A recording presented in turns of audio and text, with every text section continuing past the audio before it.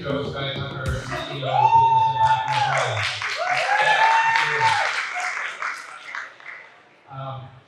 I also want to just take a moment to recognize Sam. Where is Sam? There she is. Let's give her a round of applause. The Seattle Southside Chamber is one of the best small business chambers out there. And really, because of Sammy's leadership and her team, we talk about it takes a village to do this work. You need support from organizations like the Seattle Southside Chamber. So thank you, Sammy, for all your work. Appreciate you. We love partnering with you and working with you on grants and those sorts of things. It takes a lot. And I want to preface this before I bring the panelists up here around in this moment. It's a really challenging moment for everyone, for small businesses, for nonprofits. There's chaos, but in the midst of chaos, there's always opportunity. And so that's where resilience comes in, of being able to poke your head above the clouds a little bit and look ahead and try to navigate what's out there. So it is in these moments, it can feel oppressively depressing. That was my diary entry from last night. But there is opportunity to get through this. And so we've had a couple panels kind of talking about forecasting, policy. We're going to get more into the weeds into how to support your small businesses. So I'm going to have our panelists come up here. We have Harris, Anwar from BECU, and Shyan and Selah from Brave New World Enterprises. I also am very aware that I'm standing between you and lunch, so we have your very rapt attention right now. So we will do our best to be as inclusive and as direct as we can through this. To start with, I'm going to have our panelists introduce themselves and a little about their organizations, and then we'll just see where the conversation goes. So I'm going to toss it to you, Harris, first, and you can take us away. Awesome. Thank you, Joe. Good morning, everybody.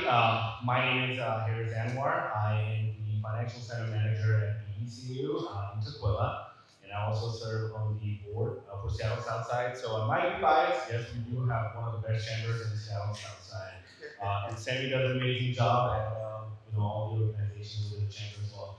For those of you who might not know about BECU, we are a member-owned not-for-profit credit union serving over 1.5 million members, not only in Washington, throughout the state. So we do a lot of great stuff for our community. Our focus is our members' financial health. And I'm grateful to be here. I'm excited to be here at Highline College. My journey as a leader, as a financial person, and just as an adult human started right there upstairs. Some of my best memories and some of my best friendships were created right there at Highline College. So I'm super excited to be here and looking forward to this conversation. Thank you. All right, I just want to acknowledge my brother again. Round of applause. It's not always easy to get qualified bankers in the room for sensitive subjects. My name is Shyan Selah. I am a creative artist and entrepreneur. My organization that I founded long ago is called Brave New World. Brave New World is a multimedia boutique entertainment company. Music, film, fashion, tech, brand development, and management. From that, I come from a long line of spirit of outreach, bloodline of civil rights leaders from the 50s and 60s and 70s who migrated to the Northwest. As one of the first Black families in the city of Federal Way, which is where I'm from, my grandparents decided to make our home deep in the 70s. So I'm very proud to be here because from that spirit and that energy, and I was just one of those little Black kids amongst a whole lot of white people, full of soul, feeling like, what am I going to be, what am I going to be able to do in life? And as I started moving, conquering sports, music, creativity, energy, intellect, thank God I have parents with books and films and music in the house. I knew that I had an obligation to try to do something to give back to my people. So that culminated into the development of the Artist Workshop and Black Eco Chamber, which is designed to do some of the same type of energy. I want to give my hat and my love to Sammy for everything that she's doing here and everyone that supports her. Quick salute. Thank you for being here. Quick show of hands, how many small business owners are in the room right now? Awesome. Show of hands working for a nonprofit. Oh, I can raise my hand on that as well. And we have a not-for-profit organization, the BECU here as well. So running a small business takes a ridiculous amount of irrational confidence, I think is the best way to put it. It's the only way that you can survive, to work as hard as you need to be successful, and it's also can be blinding. So there's a lot of resources in the room that I want to make you aware of to utilize as we get into this. So the first question really is, and I'm going to toss this over to you, Harris, to take us away. We hear a lot about cash flow, capital. What does that really mean? And how should we, as a small business owner, look at that?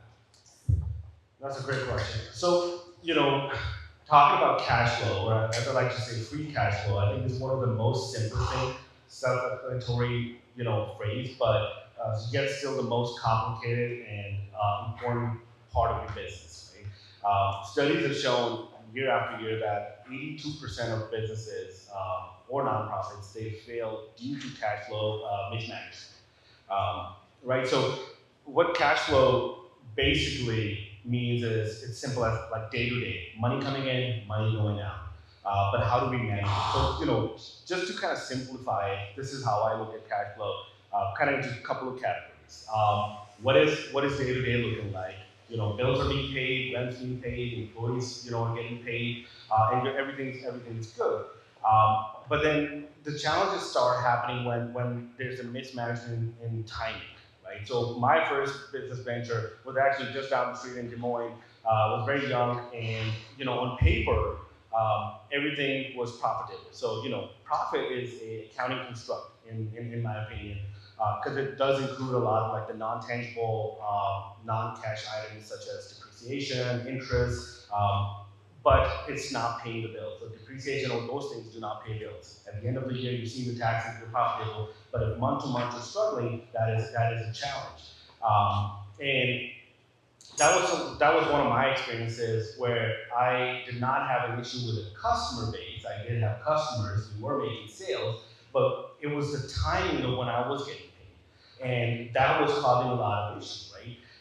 And it is very important to get a hold of that situation. I mean, from when I was doing business to now, things have changed drastically. Instant payment is a big thing now, where we had to wait 2 weeks before we could get the POS sale payments deposited. The POS, if you don't know, is that point of sale systems. It would take about 2 weeks for me to get our payment, and sometimes that was too much. My personal line of credit and my credit cards were maxed out just to keep my business afloat. Eventually, I did personally find a good investor, a good friend of mine who came in last minute, invested in my business, and we eventually sold it because I went on to different things. But, moving on to the point of cash flow, I think early indicators of negative cash flow from like a constant negative cash flow is also an indicator. Like you do need to change the strategy. In my motorcycle, I like motorcycles. In my motorcycle community, we have this phrase, ride your own ride, right? What that means is that if somebody can take a sharp turn at 60, doesn't mean you can too. Ride your motorcycle at your own speed. You need to know what your business stands for, how much revenue you're generating, how much inventory you need. If there is a need for expansion.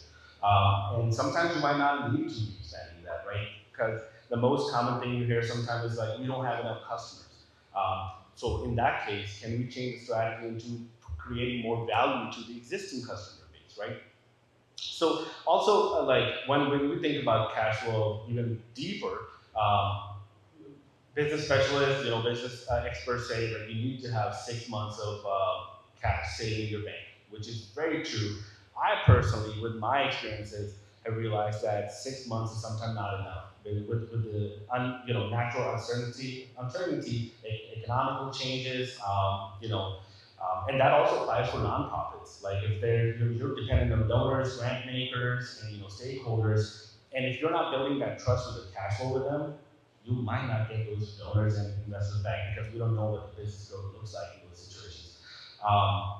I have a friend I would like to share a quick story. He's great at what he does. He was in transportation business right out of college, amazing. He was working for somebody and he was doing great.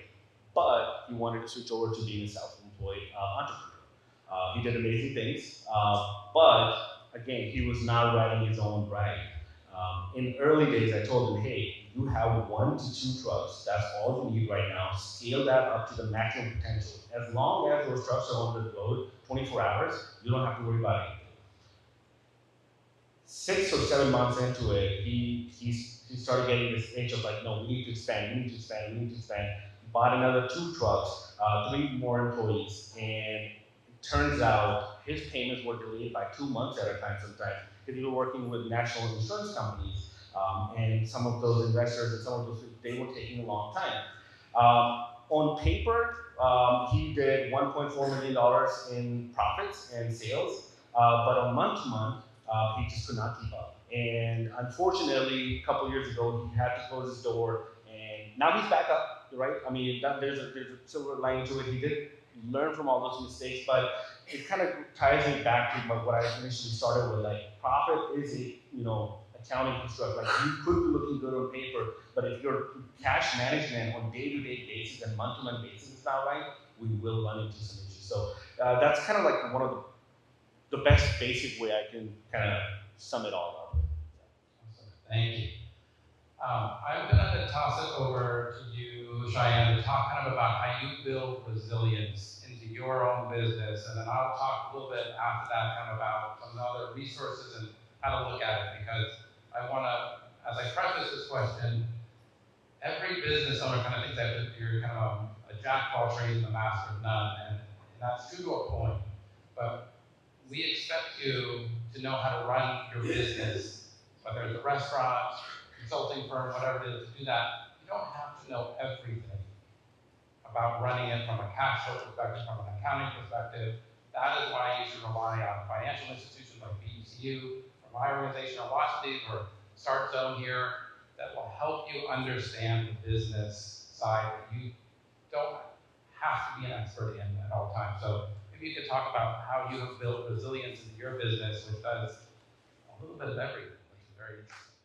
Absolutely. I think that's a great question to ask, because oftentimes, even in situations like this, business starts to get real stuffy, tight, and scary, and it's loaded with all the rules and the parameters and everything you're supposed to be afraid of, and try not to do this, and oh my God, you're going to lose your house if you do that, and it's all of this, and then slowly your dream just sinks and sinks and sinks.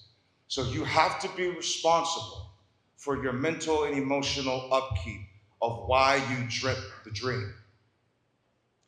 Always remember, as a dreamer, you have to find who successfully fulfilled the dream. Oftentimes, service providers, that's their dream.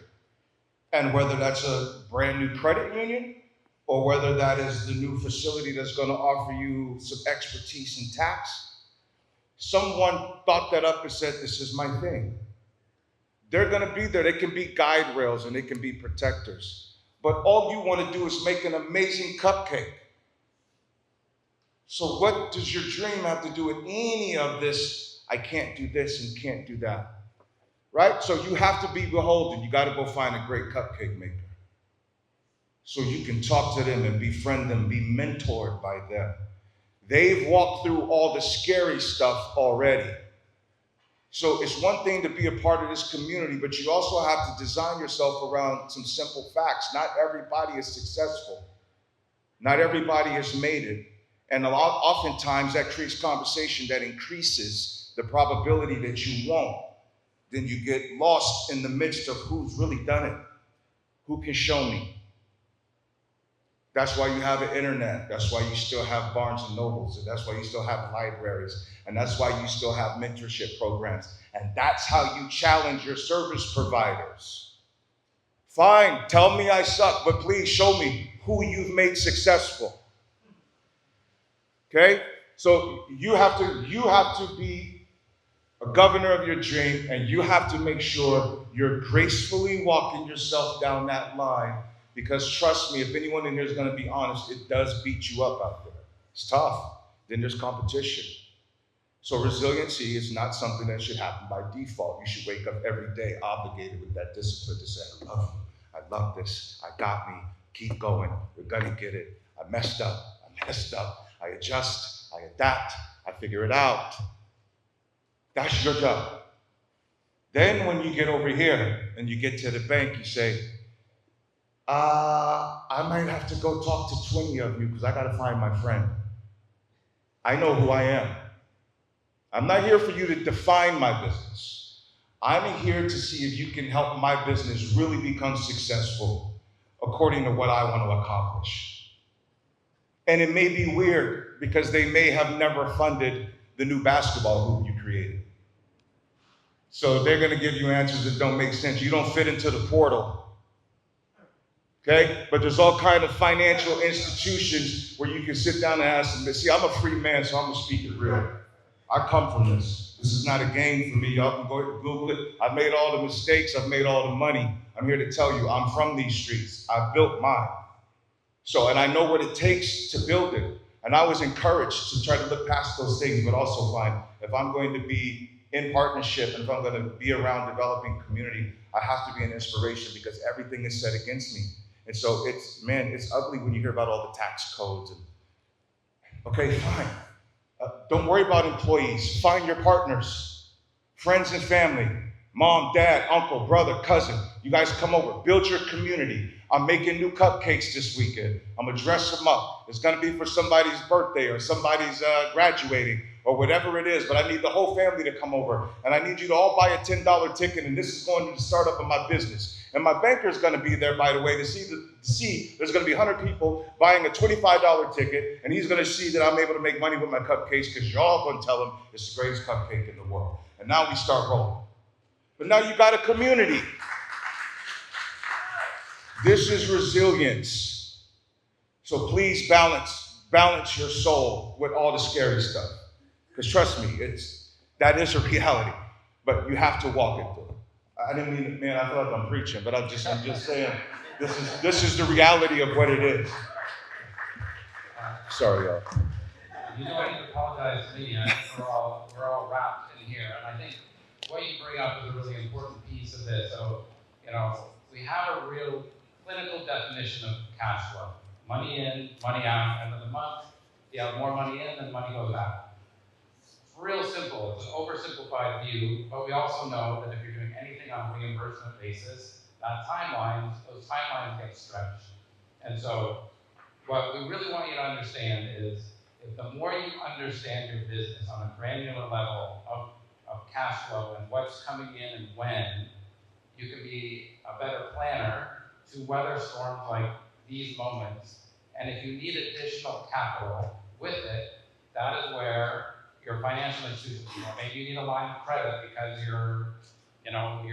it's 90 days before you get reimbursed. So you can't float that long on those contracts. So working with a team of folks, and I think you said it so perfectly, you need a support system, whether it's mentors, your bank, your insurance companies, that are all on your side. That's the piece of it. So find the right people that want to support you and support your values and think that your business is the coolest business in the world that want to see you survive and thrive.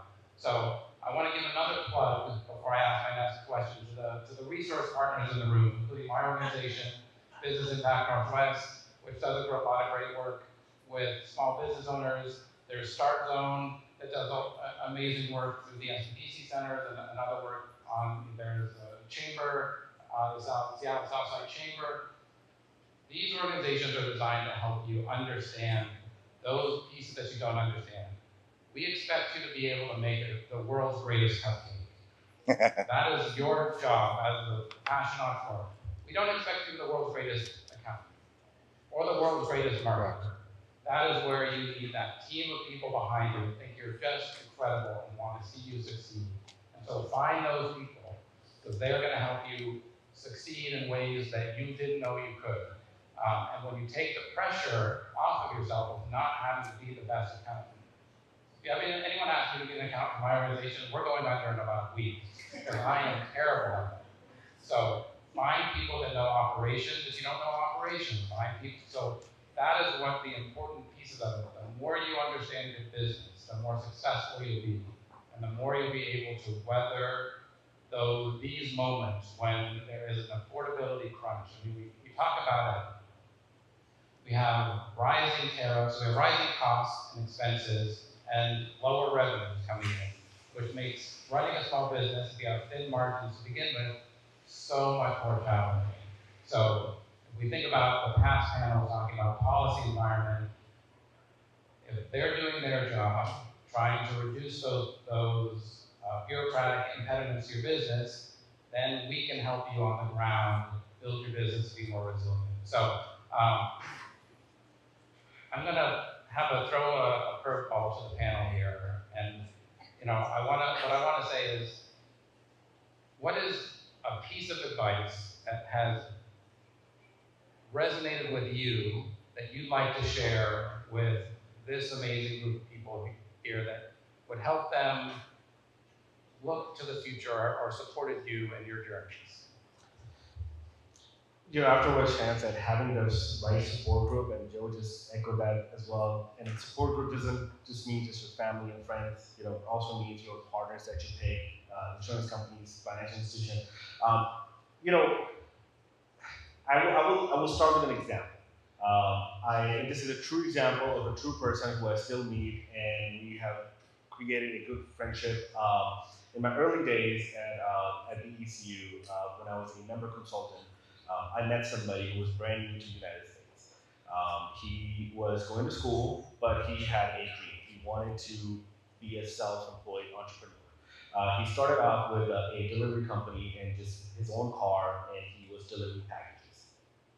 And we started talking about building credit, and talking about opening an account, and the benefits of being with BECU. We had a great conversation, and he said, I want to scale this up. And a very real conversation. And we went with it, and we stayed in touch, and he told me, hey, I just hired a new driver, and we're expanding. And then I went on to my different journey. We stayed in touch, but not on a regular basis. But then he connected with some of my colleagues over the years, and he kept building his credit and kept building a relationship with BECU and with his employees and everything. He started expanding. And I met him about a year and a half ago, and when I met him and I asked him, hey, his name is Hamad. I was like, Hamad, how's it going? What's it's been so long. And he started telling me all the things that he's been able to do in 6-7 years. He was generating about $1.8 million in revenue, over 30 trucks. 30 trucks, that's a huge number, right? That is a lot of money that he did. And I was like, how were you able to do this? He's like, I kept building my credit. I kept, putting the money back into it. Strategize how I'm going to hire my employees, get new vehicles, get new contracts. And he said it wasn't easy. Cash flow was tight on some months, but I had to do it.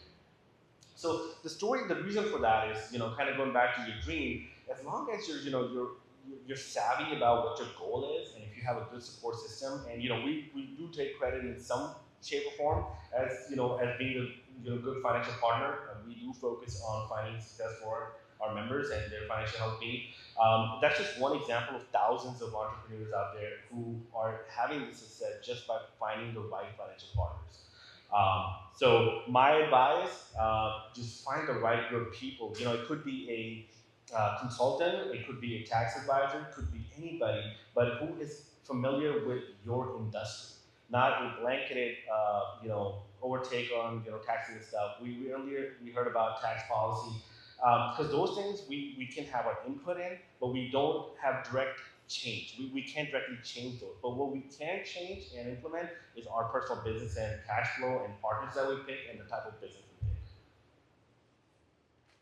Yeah, that's very well said. I love that, and it's so true. And I think that there's something to think about with that kind of carries a little bit to former question, or the first one with respect to just the idea of cash flow, creating cash flow. And one thing that you can pair that with in looking at the future is really understanding the internet, really understanding social media. Coming from an entertainment background, we led regulation when it comes to monetization across all digital social platforms. No one ever thought in the time of that interruption of old school industry like music and film, no one ever thought that the day would come when the average citizen would be able to pull out their phone, get on it, and become their own journalist, their own opinionist, their own columnist, their own photographer, their own videographer, and so on and so forth. The future for you with respect to that means this: you are now, by default, a media business. If you have a website, if you have a social media platform, this is something that is monetizable for your brand. This extends your asset profile, IP development of various sorts. It's a whole other side of business I'm in. Super boring and nerdy, but it's really wicked fun at the same time. But all of you are going to be it by default no matter what, per post every time. Now, what you may not know is how to properly be monetizing yourself or properly documenting and categorically putting your content into a space where you can receive payment for it. But you absolutely should be thinking with this as your business model feature for the future. This is how you establish your brand. This is how you're going to strengthen the tentacles to connect to your community. And regardless of what kind of business or institution that you are in, if you're not going to be competitive there, I'm sorry, you lose. It's just too easy. It's too efficient. It's the new 7-Eleven. It's just down the street. Pops don't got to go to the middle of the city no more to get his bag of chips. He just picks it up and says, boom, I want that now. No traffic, no stress.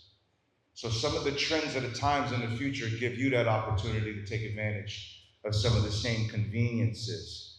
So when you're sitting in some of these, slightly antiquated systems, rules, regulations, gatekeepers, sometimes you have to be the teacher that comes in with the idea and says, I know, I get it, my credit's not good. I've generated $2 million and I still can't get a loan. But I'm popping over here. I got 5,000 people today alone that's lined up for my next event. And all I really do is sew curtains. But we partying about it. I know I'm not good enough for you, but I'm going to find the financial institution. Or I know I'm not good enough for you, but I'm going to find my partner that's going to help me with my taxes or whatever it is. So you got to champion at a different level, but you got the advantage now. Because most of these people can't wait to get off the clock. Man, can't wait till 5, I got to get on. Am I really concerned with your dream? And you got to just respect that and say, I know they're not, because I'm not concerned with yours. Let's be real. But if we're going to bring value to value, I want to show up at the table with my viability, and I want to be matched and maybe be a little bit ahead of where you're already at if you're going to be in the position to deem whether or not I'm a viable soul on you, and if I'm fundable, or if I am respectable enough to be able to have a commercial building in the city. I may not be your color, I may not be your ethnicity or your code, I may not be your gender, I may not be your moral, or whatever the case may be. You're going to find all the reasons in the world to tell me no. Now I know that. Now I get to tell you what that feels like to all of us. Great. You've got 6 million people that you funded. I get it. What's the protocol? Can somebody tell me the exact credit score? Tell me exact how many years of tax returns? What does it need to look like? What is the appropriate industry that you're funded with? Man, give me some clues, some rules, because people are getting destroyed out here. It's Heisman poses. As soon as they come in the door of the bank or government, institutions or whatever. I'm just giving you, again, I'm sorry, I'm passionate about this, but I really want to help people that are in business. I really want to help people that are in business. And so I'm saying that to say in a healthy way, you got to sit down here, you got to have very real conversations. And you got to be able to receive, you don't have it all together. And you got to find those partners that know they can fill in the gaps for you not having it all together. So you're not under any illusion. There's so much of this getting this off the ground. And you guys know that I would come up here and give you a bunch of stats and facts and percentages and all that kind of stuff, and that's cute. But it's not really the real thing you're going to go to bed with at night. What you're really going to go to bed with is, do I feel good? Do I got anybody in my corner? Then it starts. Now we can talk ratios, okay? Because I feel all right. Somebody loves me. They believe in me. Just a little bit. That's all I need. Pass me the ball. Now when I sit down over here, I can say, how do I get this together? How long is it going to take me? Maybe I can't hire right now, but maybe I can bring on that investor. How should I work out my equity? Are we talking shares? Should I give them ownership of the business? Have I structured this the correct way? What is the proper law firm I need to go to? I see Legal Shield and some of them guys in the back. Beautiful. How do I talk to someone? Can I get consultation? I need guidance that I can trust. That isn't trying to take advantage of me or just give me some more reasons to have false expectations. Because the percentages of people that lose that start businesses is staggering. It's crazy. So you are already kind of like the 10% that has a nerve to still be in existence, much less be in a situation where you're here to get the guidance. And I think being very, very particular about who's taking care of your baby, that we call a business, should be your top priority. So who is the tax? Who is the law? Who is the bank? Right? You should know them. You should know them like they're your dentist. You should know them like they're your pastor. You should know them like they got some bloodline attached to you, because trust me, your business, your baby depends on it. I'm gonna shut up. Thank you. When I started this panel, I was worried we were not going to fill the time, and now I So feel like sorry. we need another 20 minutes to keep going here. We give a round of applause for our nation.